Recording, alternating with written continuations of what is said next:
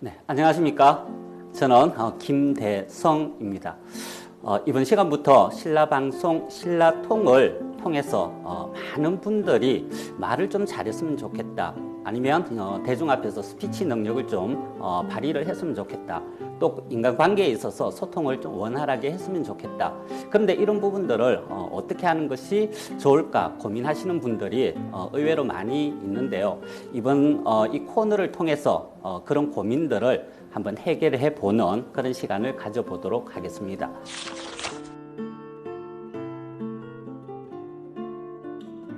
자, 우리가 학교 다닐 때 인간이 살아가는 데 있어서 필수적인, 생존에 필수적인 세 가지 도구가 있다는 것을 배웠습니다.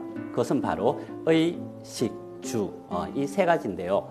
물론 굉장히 중요하죠. 우리가 입는 것, 먹는 것, 그리고 주거 환경, 이런 부분들이 굉장히 중요한데, 제가 생각하기에는 이 세 가지 필수 도구 이외에 현대사회를 살아가는 우리들에게는 한 가지 더 중요한 도구가 있다라고 생각을 합니다. 그것이 바로 저는 말이라고 생각을 합니다. 왜냐하면 우리들이 말을 하지 않고는 살아갈 수가 없습니다.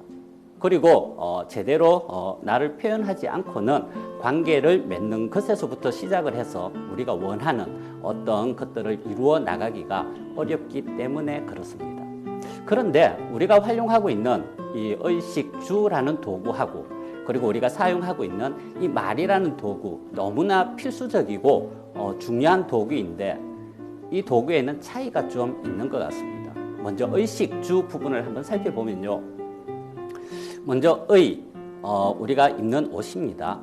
그리고 식, 먹는 것, 주거 환경, 이 세 가지 도구는 어떻게 보면 철저하게 개인적인 영역이다, 이렇게 이야기를 할 수가 있습니다. 좀 구체적으로 이야기를 해보면요, 우리가 옷을 10만 원짜리 또 100만 원짜리 이런 비싼 옷을 입고 다닌다라고 해서 직접적으로 다른 사람들에게 피해를 주는 것은 아닙니다. 그리고 먹는 것도 마찬가지죠. 한 끼에 10만 원, 20만 원짜리 고급 요리를 먹는다라고 해서 다른 사람들에게 직접적으로 피해를 주지는 않습니다. 주거 환경 또한 마찬가지일 거라고 생각을 합니다. 하지만 이 말이라는 도구는 그렇지가 않습니다. 이 말은 분명히 상대를 향하게 되어져 있고요. 그리고 관계를 형성하는 데 있어서 아주 중요한 그런 통로의 역할을 하는 도구이기 때문에 그렇습니다.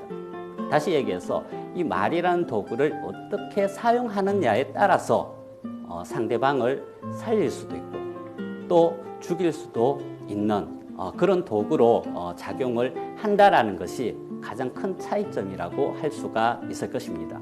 그래서 의식주와는 다르게 이 말이라는 도구를 사용을 할 때는 우리가 굉장히 신중을 좀 기해야 할 필요가 있습니다. 사람을 가장 힘들게 하는 것, 과연 무엇일까요?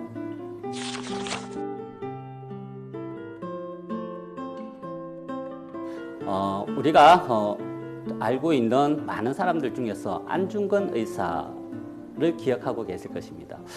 이분이 하신 말씀 중에서 중요한 말이 있는데요. 이런 말을 했습니다. 저는 하루라도 책을 읽지 않으면 입안에 가시가 돋친다. 이 말은 독서의 중요성을 이야기하는 할 때 많이 사용되어지는 명언인데요. 저는 독서의 중요성을 이야기하는 부분에도 적용이 가능하지만 또 다른 차원으로 해석을 할 수 있다고 생각을 합니다. 자, 책을 읽는다라고 하는 것은 결국 공부를 한다라는 부분이 되어질 텐데요. 진정한 공부는 새로운 지식을 습득하는 그런 과정이기도 하지만 더 중요한 것은 내면의 성품을 닦아서 인격을 수양하고 그로 인해서 자기를 실현해 나가는 과정으로서의 이 공부가 굉장히 중요한 역할을 하는데요. 그와 마찬가지로 하루라도 책을 읽지 않으면, 즉 하루라도 내 내면의 성품을 닦아 나가는 인격 수양을 하지 않으면 입안에 가시가 돋친다. 결국 가시 돋친 말을 함으로 인해서 상대방을 상처내게 하고 위협을 가하게 되고, 그리고 그 상처와 위협은 결국 나에게로 향할 수밖에 없다라는 것이죠. 그래서 이 말이라는 이 도구는 너무나 중요합니다. 그런데 많은 사람들이요, 보면 이 말은 입이 말을 하고 그리고 귀가 말을 듣는다라고 생각을 많이 하고 있습니다. 물론 틀린 말은 아닌데요. 입과 귀는 말을 하고 말을 듣는 하나의 신체 기관일 뿐이다라고 저는 생각을 합니다. 그렇다면 무엇이 말을 하고 무엇이 말을 들을까요?